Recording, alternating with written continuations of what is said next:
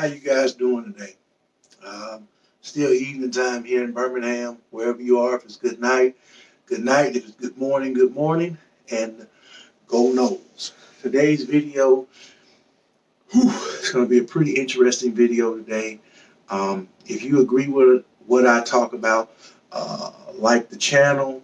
If you disagree, dislike, subscribe, whatever. To the 27 subscribers, I want to say thank you guys. I appreciate it.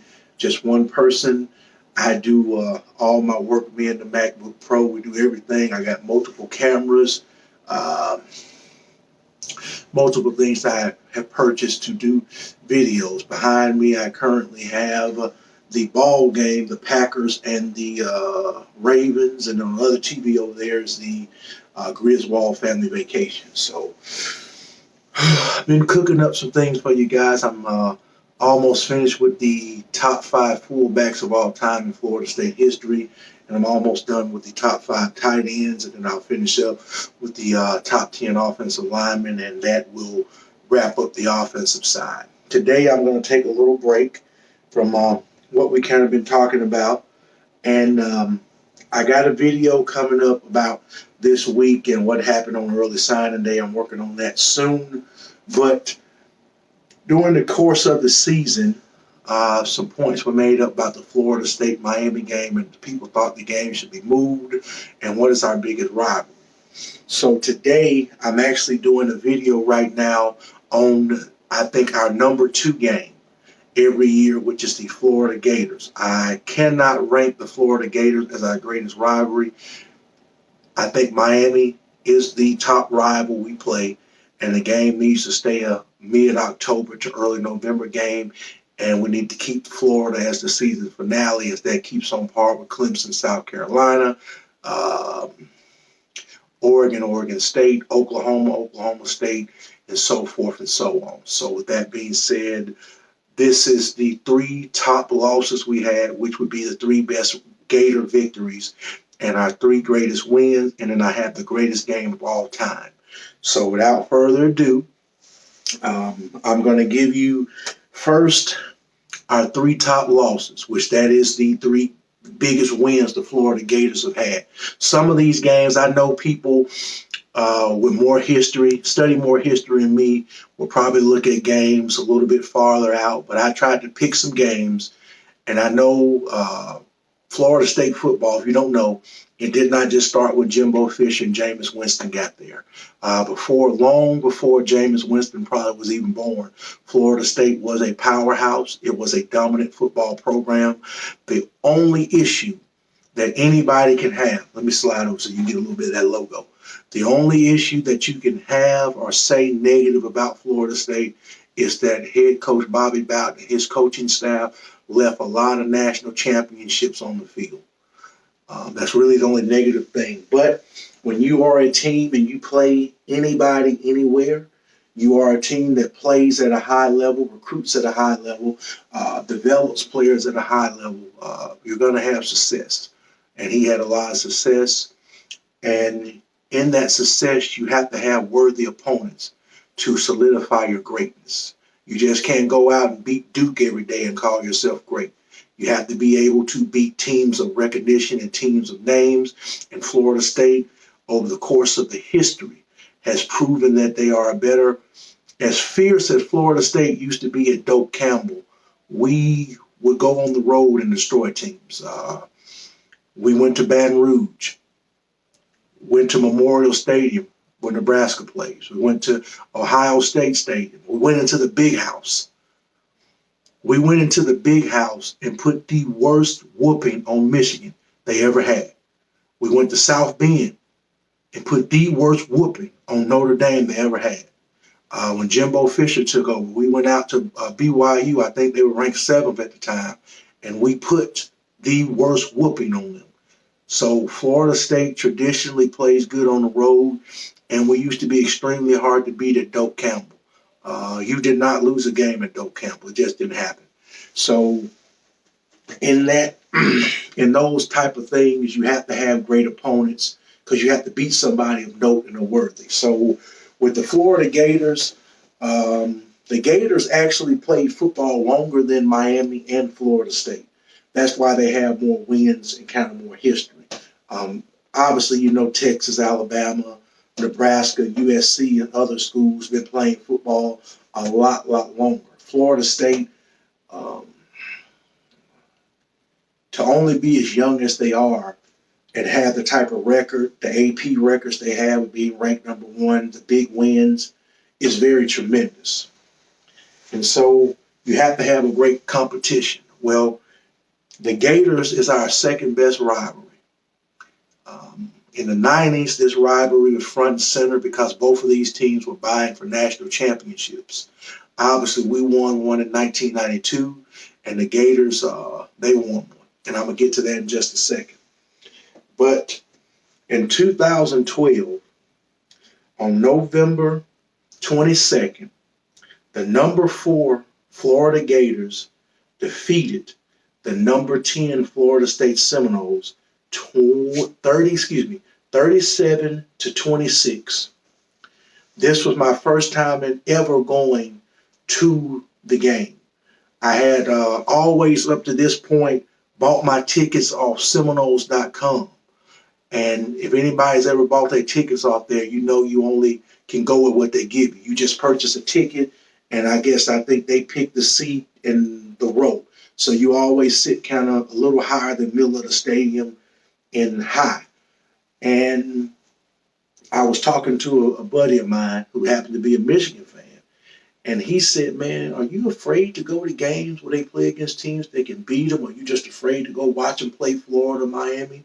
And at this time, we had kind of started to work our way back up because we had been bad for a minute or not as good as we once was. And I said, well, I don't know how to go. And so I went and called the ticket office, Seminoles.com. And I was like, how do I get tickets to a certain game? They said, well, you have to buy a package. Even if you're not a season ticket holder, you have to buy a package. And you get the benefit. You have to buy like 3 bullshit games to get 1 good game. And I'm thinking, I don't want to do that. I don't want to buy like Boston College and Wake Forest or something just to get a ticket to Florida, to the Florida game. And then it's like, no, it's going to be like middle of the stadium high. So I was wondering how I was going. This time, Google wasn't that big. Well, you didn't have your smartphone, so you had to actually get on a computer and use Google. And I got to sit there and I watched a commercial, and the commercial was a StubHub commercial. And I called and I said, well, I want tickets this such and such date in this game. And the first thing that lady said is, how much you looking to spend and where you want to sit. And I said, come again? And she was like, sir, how much, what price range you looking for? And what do you want to spend and where you want to sit? And I said, are you serious? I can literally sit anywhere. Well, you can sit anywhere that people are selling their tickets. And I said, so anywhere I want to sit? Yeah. And I've been using them ever since. So that was my first game. And if you don't know, in Alabama, there are coal mines. I'm a coal miner. I've been a coal miner for 15 years, working on 16 years. We're currently on strike, like I tell y'all all the time. But a buddy of mine, his stepson was a boss at Drummond. Now it's owned by Peabody, the Shoal Creek mine. And pretty much all the big mines donate money to Alabama and Auburn. So they have press box and luxury suites and things, and they get tickets away. So he went to the Alabama game where Cam Newton led the big comeback. Auburn came back and won. And so when we got to work that Monday, because we used to get Thursday, Friday, you had to come back Saturday, but I would either just take a sorry day or take off. By the contract, every 31 days you can take an unexcused day. But I would either save a day or take off. So we got back to work Monday and got to talking. He said, man, even though Alabama lost, the atmosphere in that stadium was something I cannot describe. And so I got to thinking, I got to go to this game. So I ended up finding out about StubHub. And when I went to this game, seeing people do the Gator chomp, and mind you, I done been going, this 2012, I done been going to football games since like 2005. And seeing how people were doing the war chant, the tomahawk chop, and it wasn't even sold out. I think we had right around 80 or 81,000 at this game, and it was not sold out, but that it was a packed house. And just being in that atmosphere, it was like something you will never ever forget. That was one of the greatest experiences of my life until I went to the most expensive game I ever went to was the 2019. No, no, no, no, no, no, no. 2018 Notre Dame game in South Bend. I flew first class business class, and that was the most expensive ticket I ever bought. True enough, it was like 19, 20 degrees at kickoff. And what made it funny was like the next week they were going to get a warm spell to put it back in the mid 40s, 49 degrees, then they would get that Midwestern cold after that. But that game was the best game I went to, and we got beat. And I never forget, I sat like on the second row on the away side, and a man looked at me. He said, "How you get them tickets?" And I said, "Don't worry about that. I came to watch Francois and my team play." But anyway, that was just a little story. But we were trying to climb back into the race. We had lost to NC State. Both teams came in one loss. We were thinking we could get back in the national championship picture, and we fell short. We had the lead.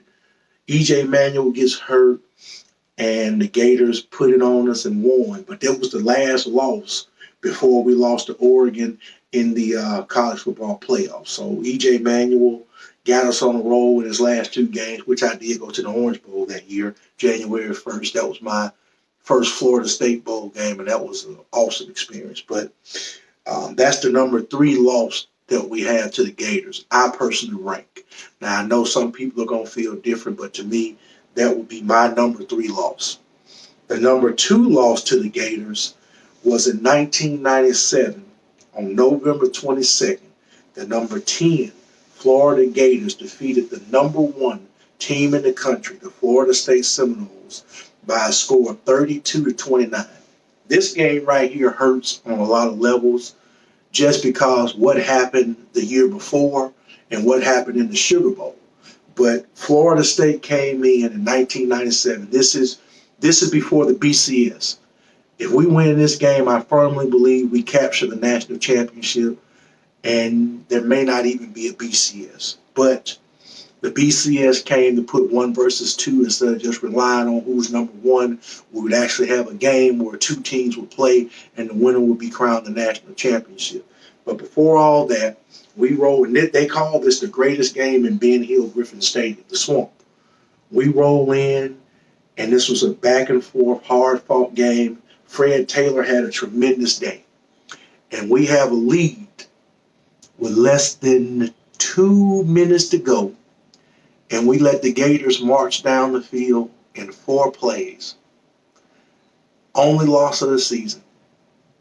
Very crushing for the seniors, for all the players that worked very hard to achieve the national championship, to come up that short, because we went to the Sugar Bowl and we took care of business against Ohio State. But 1997, that game in the Swamp was just it's a very hard game. It was a very hurtful game in so many ways. 1 second.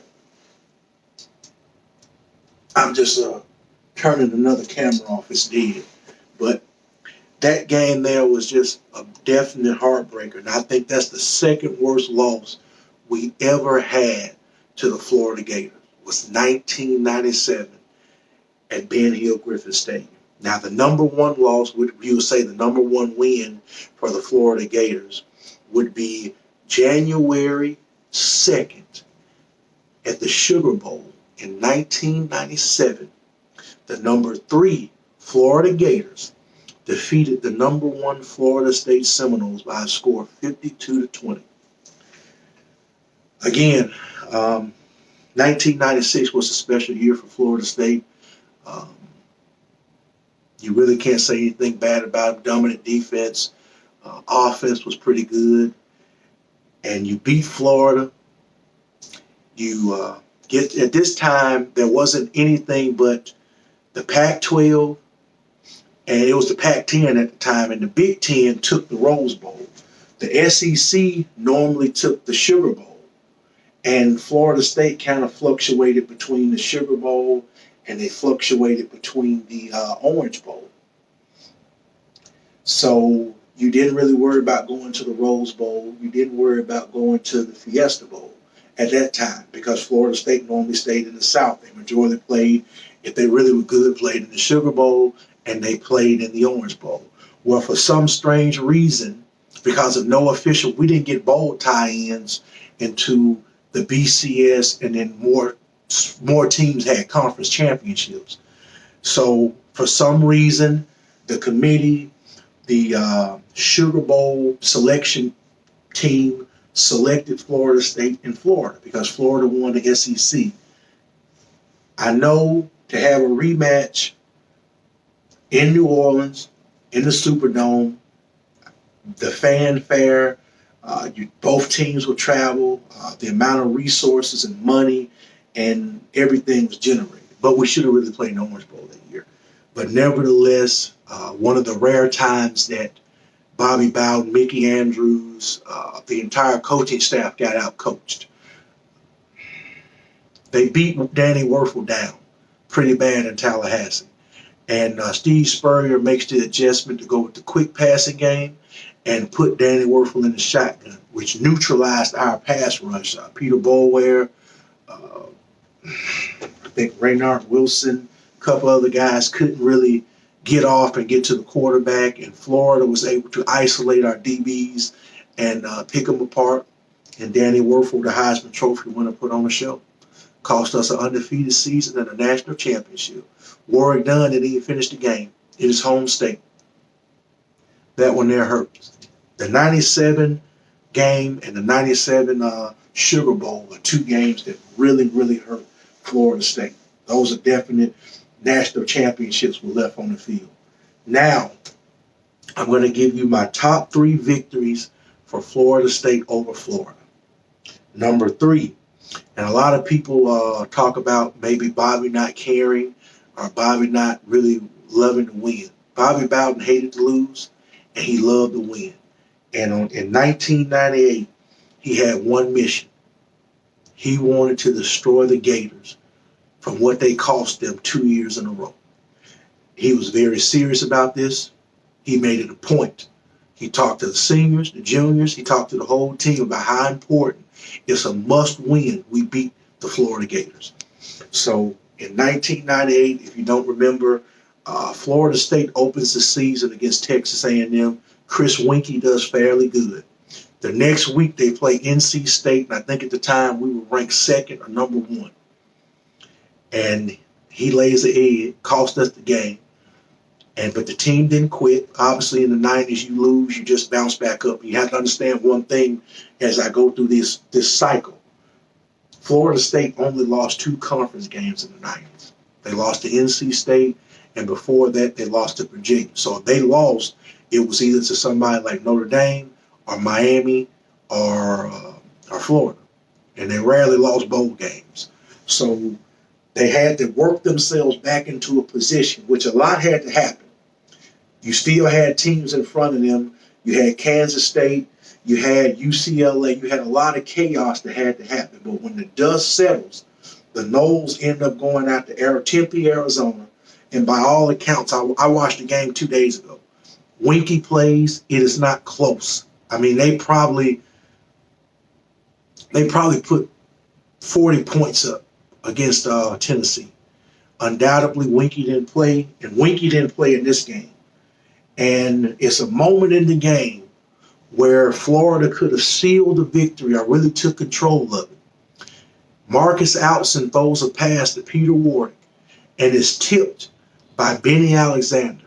If it's not tipped, Benny Alexander is still running to this day. He's probably in China running because nobody would have caught him. But as fate would have it, Warwick catches the tip ball, makes a man miss, makes another guy look stupid, puts it in the end zone. The Noles crawl back in the game, and then Bobby Bowden and Mark Richt run into their bag of tricks, and they run a wide receiver reverse pass, and Warwick hit Ron Dugans right in the hands, and Florida State wins this game 23-12, and they go on to the first BCS national championship game. Now, my number 2 game, this is a big one because this guy gave me a huge shout out the other day, Chris Ricks. A lot of people talk about Chris Ricks. Obviously, he didn't beat Miami, but I explained to you in the video before of what he had to deal with as far as the offensive coordinator and the quarterback coach. Chris Ricks was very highly sought after. He was probably in the top 100 players in the nation. I would say if he wasn't the second or third, he was the 4th highest rated quarterback when he came out of high school. But anyway, the number 2 game would be November 29th, when number 9 Florida State defeated the number 11 Florida Gators 39-34. This is Ricks to Sam. At the time, Florida State had one loss to Miami in the rain in Tallahassee, and they had crawled their way back up into the top 5. They got all the way up to number 3 before they lost to Clemson on Saturday night in Death Valley. If they don't lose to Clemson, I would dare say we play USC, or we would have played Oklahoma or LSU, and we possibly either would have won the BCS National Championship or we would have split the national title. That's how good this 2003 squad was. But we laid an egg against Clemson, and a lot of people thought when they got the ACC wrapped up, they got nothing left to play for. They could get the 10th win in the bowl game, because at this time, there was no ACC championship until 2005. Obviously, it's a rival game, a lot on the line, and Florida State got behind. And before we had the 4th and 14, where we ended up beating Miami, you had a big 4th down, and Ricks hits Dante Robinson across the middle, and they don't waste no time. I don't know what made Jeff Bowden do it. I don't even know if Rick's audible, but he went deep. He went over the top, not a Hail Mary. He went over the top, and he hits PK Sam in stride in the end zone. Game over. Noles win. Ricks to Sam, etched in stone, and it's just a magical moment. It's one of those moments that you just had to literally be watching TV or had to be at the game to see. And actually, that means a lot coming from that team, because that was Bobby Bowden's last 10-win season. After that, he only had 2 9-win seasons. He had a 9-win season in 2003, which very easily that team should have played for a national championship. And in 2004, they went 9 wins. And he had one more 9-win with Jimbo Fisher as offensive coordinator. So that win is always going to be remembered, because that was the last time he had double-digit wins as the head coach at Florida State. And the number 1 game, it's not the number 1 game, the number 1 victory for Florida State would be 1993 on November 27th, when the number 1 Florida State Seminoles knocked off the number 7 Florida Gators in the swamp en route to their first national title. Hard-fought game. Come down to the last second. Charlie Ward works his magic. He ran a play-action pass, and he wanted to go deep. It was covered. He throws the check down to Warwick Dunn, and he does the rest. And what can I say? We end up going out, playing in the Orange Bowl, and get the national championship. A lot of times, I forget what year the Orange Bowl was moved to Joe Robbie, Land Shark, Pro Player Stadium, but they changed the name so much. But this Orange Bowl was actually played in the Orange Bowl, and we got it done. So that's the number 1 victory. Now, the best game out of the series so far, and I don't think this game will ever be topped, will be on my birthday, November 30th, 1996, number 2 Florida State defeats number 1 Florida 24-21. Listen to what I said. Number 1 lost to number 2 at a packed crowd of over 82,000 at Doak Campbell Stadium. Done deal, Florida State's number 1. I don't think there will ever be a game with that much draw and magnitude and the stakes on the line than the 1996 Florida versus Florida State.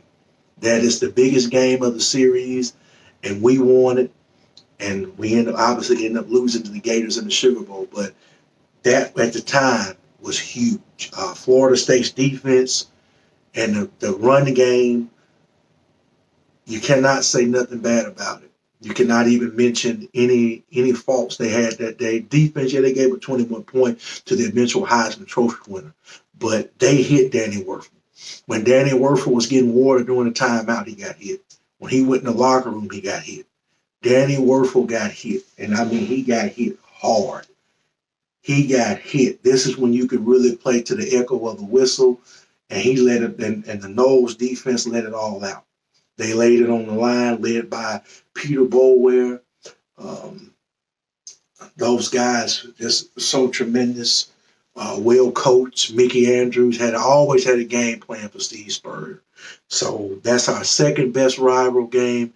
Those are our three heartbreaking losses and our three best victories, and I gave you the best game of the series. Without Florida State's not where they're at. You have to have a team to push you. You have to have a team that can beat you and try to achieve the same thing you want. Obviously, we're in the ACC. Florida State's in the SEC. And in the 90s, this was one of those games that you had to watch. It was a big moment. I thank y'all for your time. Again, like I say, like, subscribe, comment. I want definitely another shout out to Chris Ricks and his support and just him thinking highly of me about the things I said about him in the previous video. So you guys be good. I got some more things coming for you, and y'all have a good day.